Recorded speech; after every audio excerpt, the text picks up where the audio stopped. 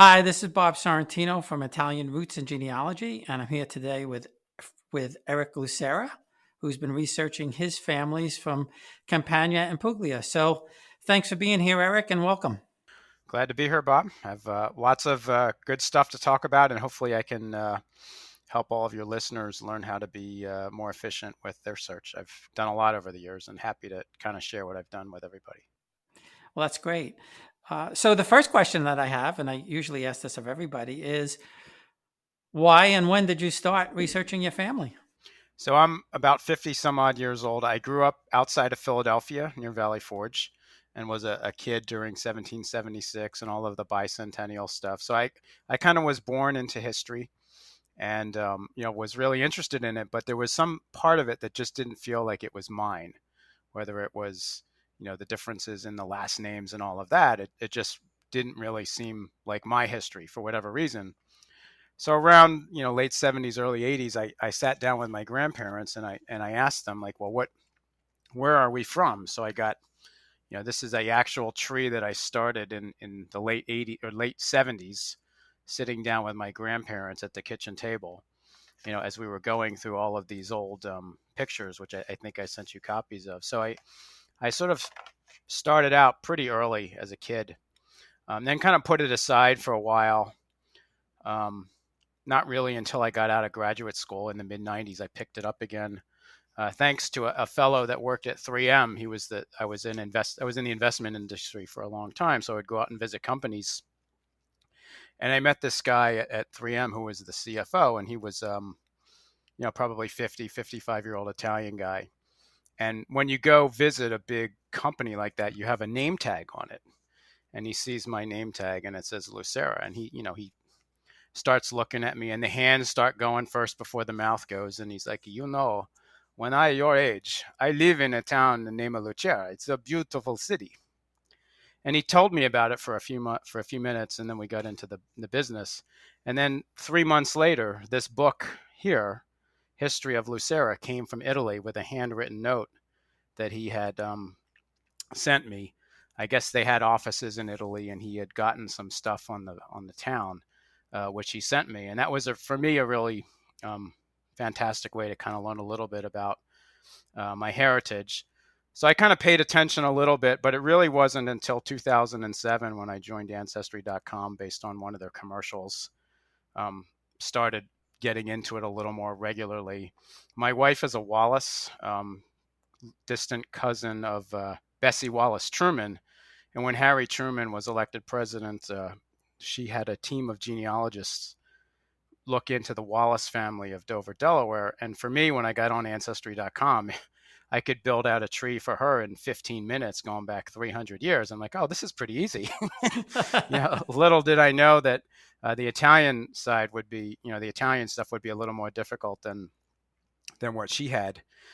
So I had hired a couple of genealogists, Deb Hill of the Palante Center of Italian Research, and then Ancestor Seekers of Salt Lake City, and was basically just building out my tree generation by generation with them. They were going through the archives that they have out in Salt Lake City, and then in 2007, I went on to the Yellow Pages, Pagine Bianca or Giallo that they have, and wrote a letter to every single Lucera in Biccari, and I got one response back from the entire village. And it was from my third cousin, Gennaro Lucera, who was the town scribe for 30 or 40 years. So I have been very fortunate that back in the motherland, I have a long history of relatives that are interested in history. So I think one of the things that I like to tell people is there's always a town historian somewhere in the village. You just have to find them. And I'm very lucky that there's a couple in my village that have given me a ton of information, a ton of books and things like that. And then I finally got to go to the village for the first of 5 times in 2009 and meet Gennaro and Giuseppe and the rest of my cousins over there. So it's been an amazing amount of learning over the last X number of years. I've got 40,000 people in my tree and have met a lot of people along the way that have really made it worthwhile.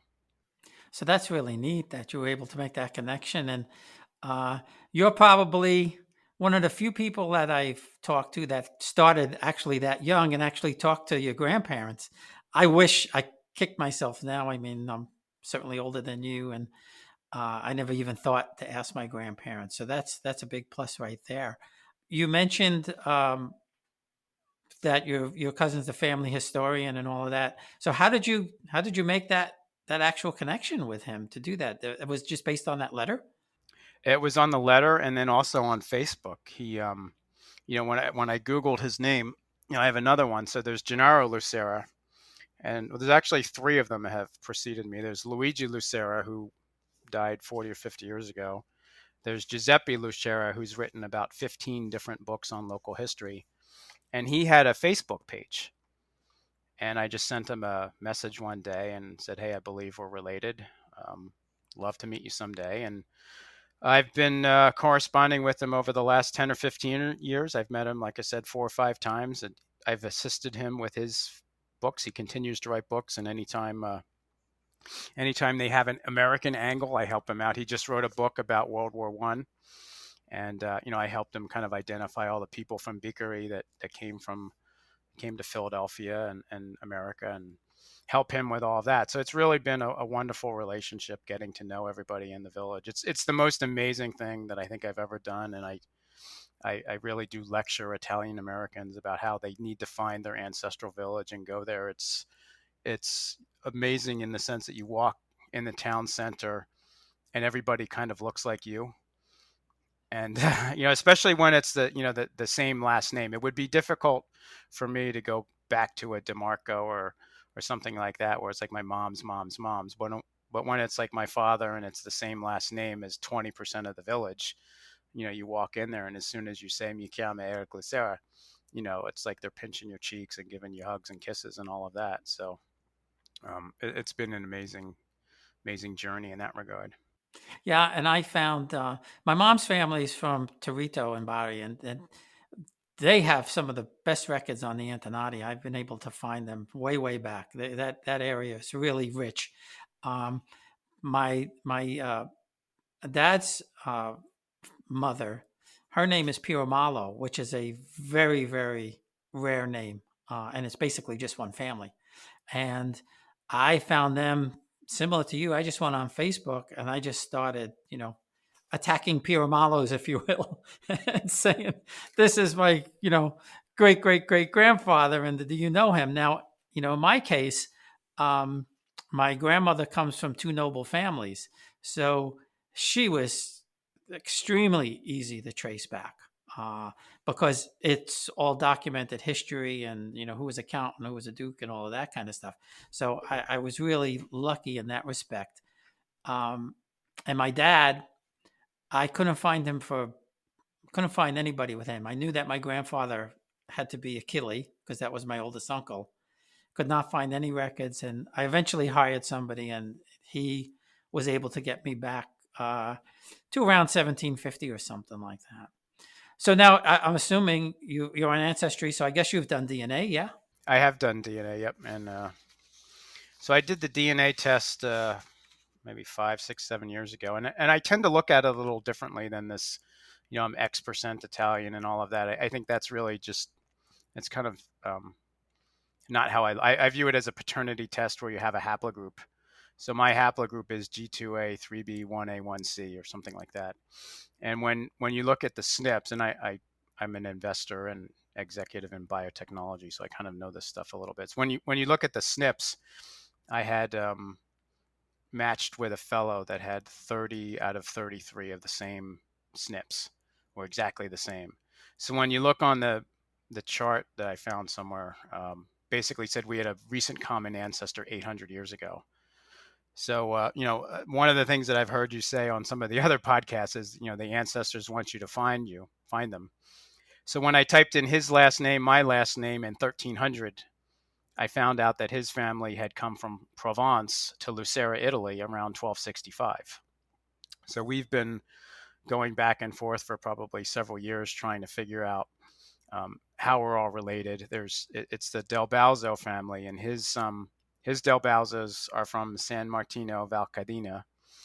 There's another Del Balzo family, which is sort of similar to your Caracciolo family that I've heard you talk about a few times, sort of a noble family throughout southern Italy. He's not been able to link those two families together. And as you know, that they're not really too interested in DNA over there. So, Right. Yes. so Unfortunately. yeah, it's been really hard to link that. So I've always sort of thought of this as kind of my retirement project. My suspicion is that there was a foundling from his family that ended up being dropped off in Lucera, Italy, somewhere around that time, and eventually made their way to Biccari. I have the church records from Biccari going back to 1550. So Oh, neat. That's neat. I think I have some. I think I have some Del Balzos back there somewhere. I'm gonna have to go check. yeah, I mean, if you're Caracciolo, that I mean, there's a Caracciolo in the Del Balzo tree that I believe that I'm part of, but again, until I can get the documentation, it's purely hypothetical at this point. Yeah, no, I know what you mean, and I don't take anything for granted. I need to see it in front of me, and I actually, with Coachella, I actually, did find somebody here that was able to trace back and say, yes, that's your family, and it's led to some really amazing things. Um, so that's pretty neat to be able to get back that far. Most Italians can't get back that far. So we kind of get stuck at the 1750 mark.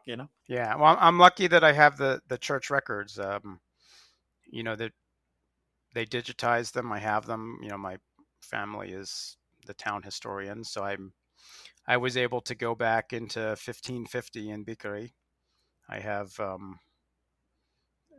it's amazing to see those things. And, one of the things that I wanted to mention with respect to the church records, when you think about it. So if you go back to 1550, just for my grandfather, who was 100% Biccarese, he would have 1,024 direct ancestors, right? 2, 4, 8, 16, right? Which is sort of amazing, right? And if the population of the village was 300 or 400 at the time, right, you have that whole theory of pedigree collapse. But the thing that I found interesting was when you looked at the birth records for a lot of these people, um, I'm able to trace my ancestors in Biccari to 20 other villages, that had basically emigrated to Biccari in the 1600s from other places throughout Italy, most of which were, around the Lecce area, Bari, and Taranto, because apparently there was a huge famine along the coast and people started migrating inwards. So you really start to learn these stories of people moving around Italy. On the other side of the peninsula, there were people that came to Biccari from outside of Naples because of the pestilence. So they wanted to get away from all of that. So there's a lot more migration within the peninsula than I think people generally like to think of themselves as southern or northern or Pugliese or Calabrese. Everything that I've seen is there's a lot of movement, more than you would otherwise think. We'll be right back. Experience Italy like never before, traveling with a scheduled group or create your own bespoke tour with friends with philitaly.com. Pack your bags and follow Phil. That's www.philitaly.co.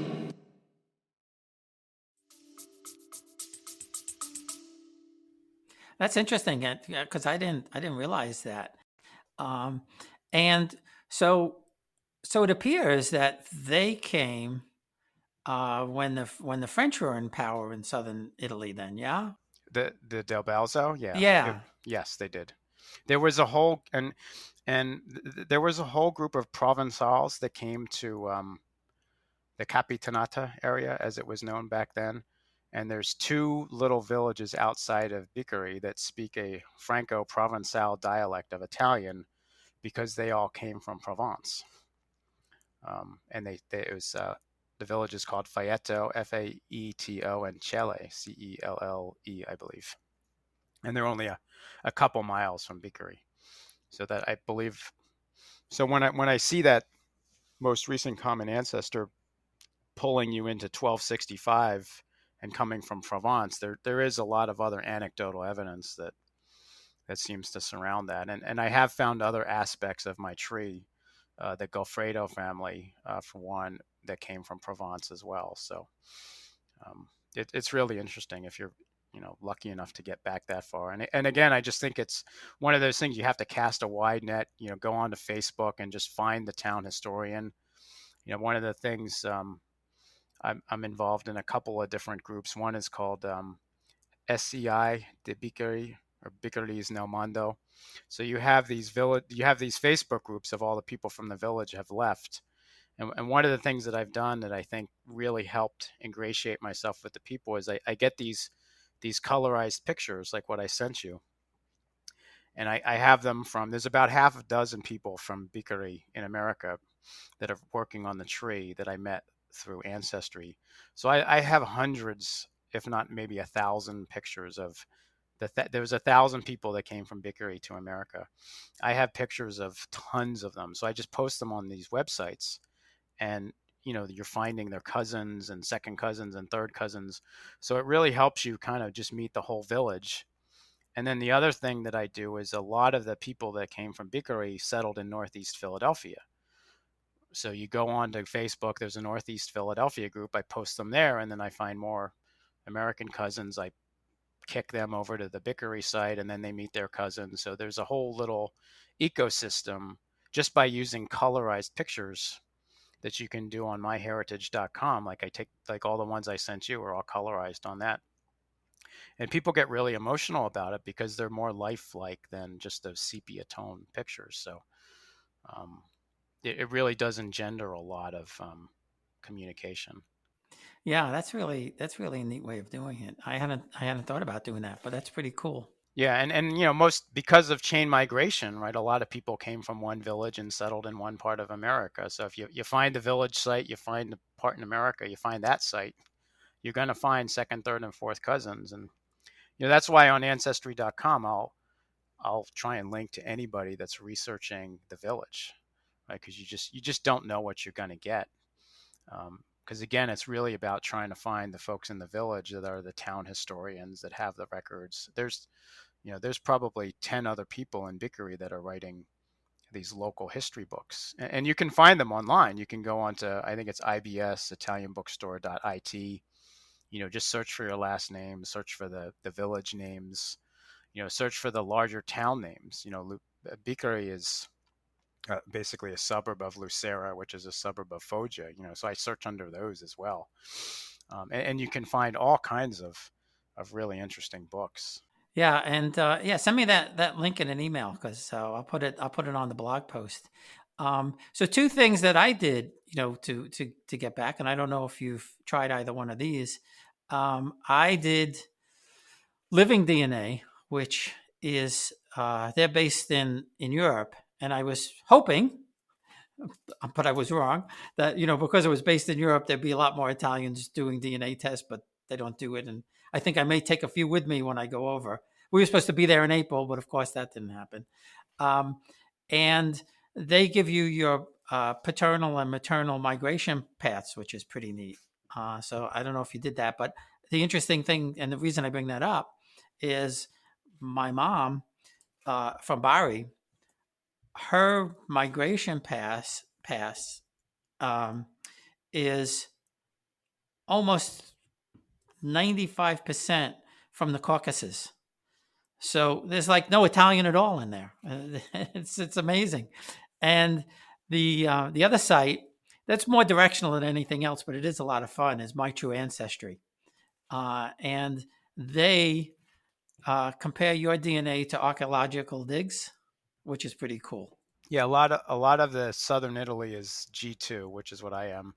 That came from the Caucasus, so it's a fairly prevalent haplogroup in southern Italy. Yeah, yeah.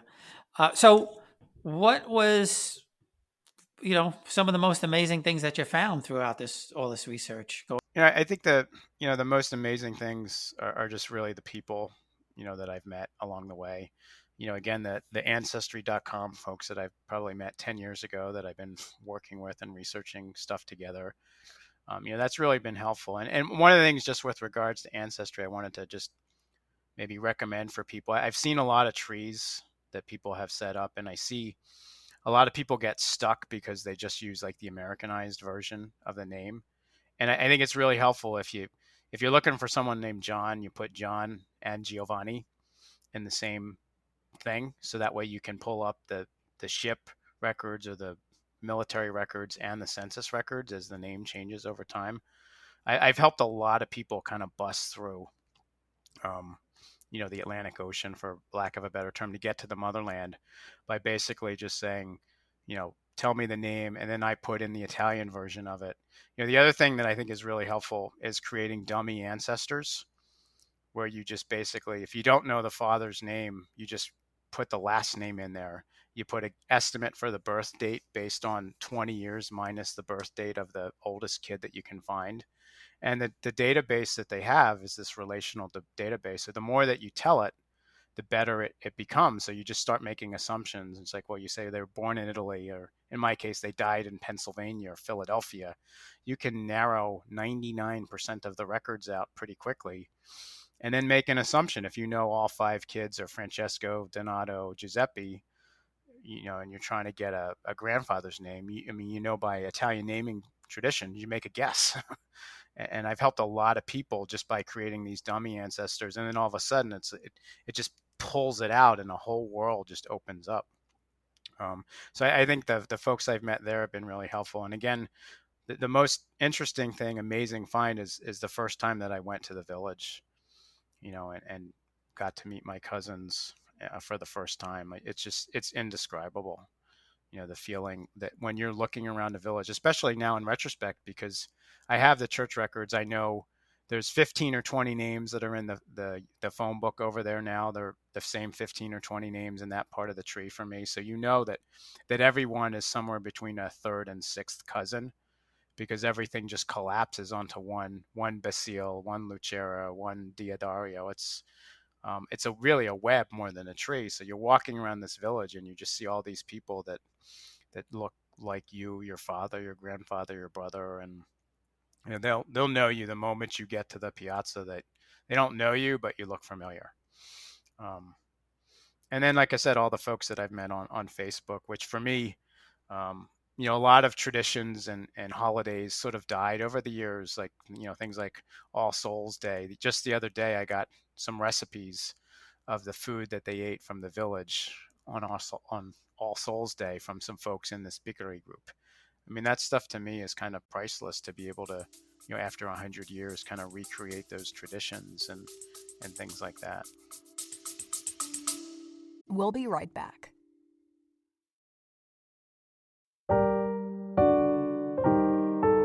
Lafayette, we are here.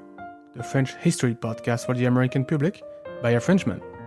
Learn all about France's fascinating history, its great characters like Charlemagne, Joan of Arc, Louis XIV, or Napoleon, but also the great events that marked France, Europe, and sometimes the whole world. Lafayette, we're here. Available wherever you get your podcast or on LafayettePodcast.com. À bientôt.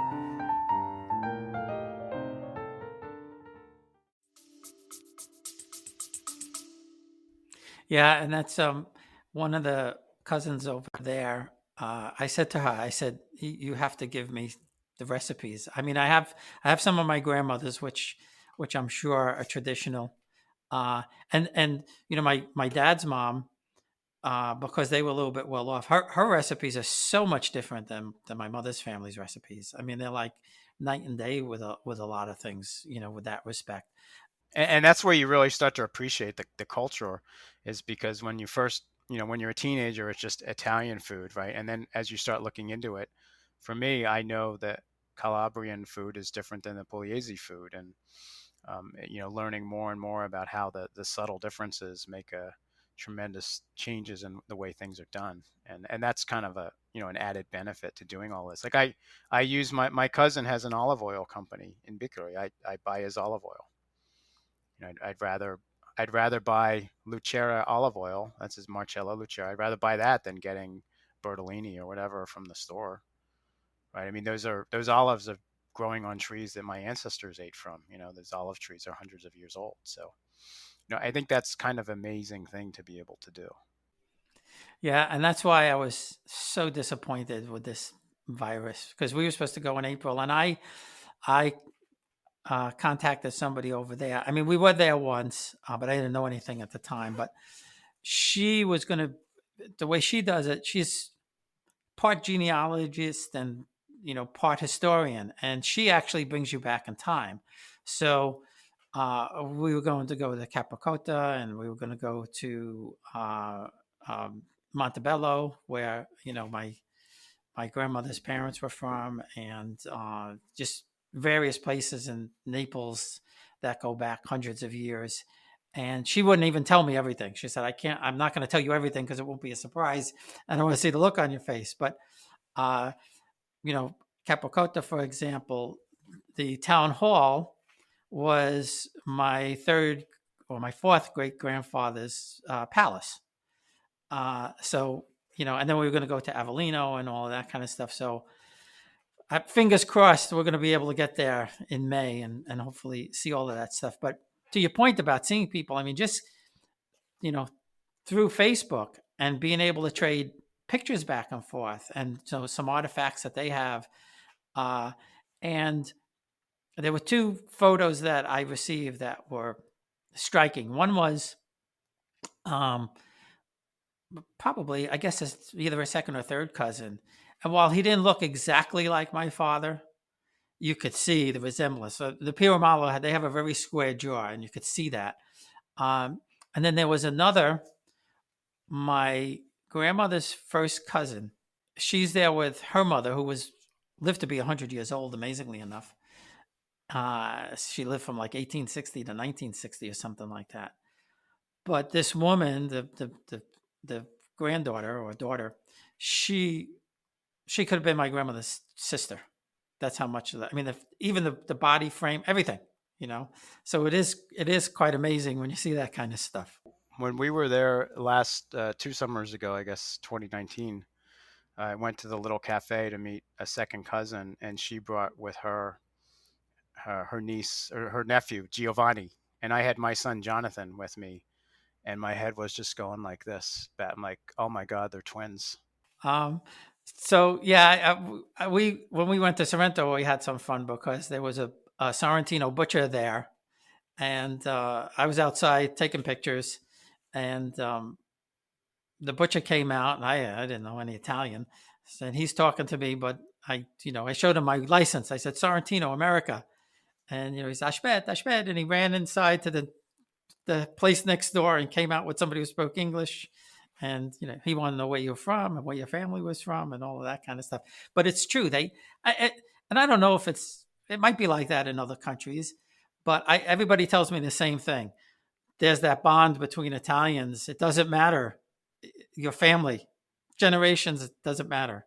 Just to digress a little bit, because I'm very interested in your wife's family, and I'll tell you why. My children are adopted, and my son just recently met. In fact, today he had his first meeting with his birth father, 25 years. My daughter started bothering us when she was 16. I said, you have to wait till you're 18. That's the law. But her family comes from England and Wales and places like that. And I was able to trace her back to, she's a direct descendant of Daniel Boone, Captain Morgan, and a distant relative of Princess Di. So, and also, this is really freaky. She's a granddaughter of one of the Bassano brothers, who were musicians that went from Florence to the court of Henry VIII and stayed there. So you mentioned your wife with the Wallace family. So what ties does she have? And have you been able to get her back to any place? Yes. Yeah. I mean, the Scottish and English records, as you know, are phenomenal. A lot of it has to do with the land records, and you can basically trace that back to 1300, 1000 AD. It's really as much time as you can put into it, you can find more ancestors. And I think a lot of one of the things that was most striking about that is just the size of the Stuart family, King James. And it was really like a multinational corporation. It's like they intermarried into everybody. because I think, and this is not, I don't think this is unique to a lot of people that are Scottish heritage. They're probably all descendants of the Stuarts because they married into the Wallaces and the Campbells and the Alexanders and the Hamiltons, and just they had them everywhere. And it's kind of interesting to see, and that's where you really get to see the pedigree collapse theory. There are Stuarts and Hamiltons and Campbells and such in the 1400s that had 5, 6, 7 kids, and my wife's a descendant of every single one of the children. Right? There was only 1 million people in Scotland back then, right? So you just do the math on 15, 20 generations to the second power, and it's more people than existed, in the entire European continent. So Yeah, and it's no different in Italy.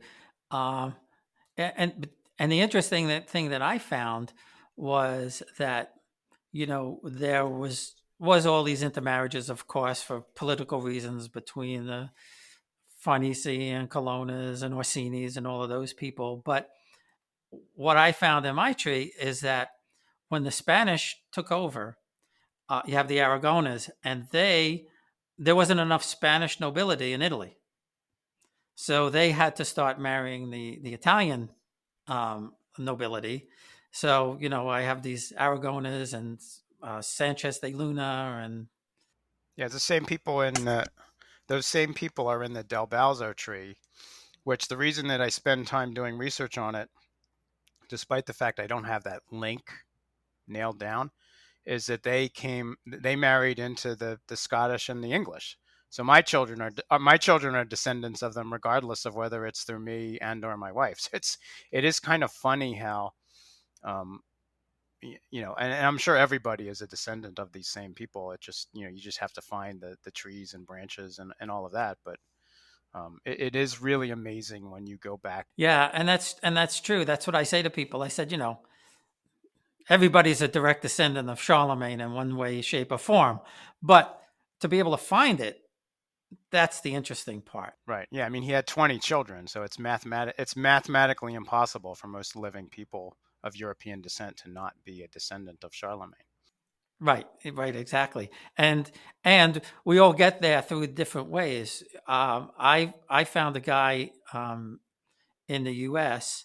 He does, and I'll send you his name. You may want to have your wife take a look at it. He does some awesome charts, and he doesn't do your traditional, heritage chart. He does it with the coats of arms, and he really does it very neat, and it's very clear on how he does it. But I asked him, and I said, I know you do English and Irish and all of that, but could you take a look at mine? I have this Italian family tree, and I think it goes back to here. And he said, yeah, I could do it for you. He says, if Prince Luigi and Prince Ambrogio are your relatives, then I could do it. And I have it hung up over the wall over here, and it's really spectacular. Um, and but yeah, those linkages are very interesting. And I think one of the coolest things that I found was I have 23 saints in the family, and 2 popes that are great grandfathers. So that's a lot of fun. Because they weren't supposed to have children, and in some cases they said they did, and in other cases they made believe that they didn't. But one of them was Pope Paul III, who's really a very interesting, character in history, and I've always enjoyed history, so that kind of made me dive deeper into some of this kind of stuff.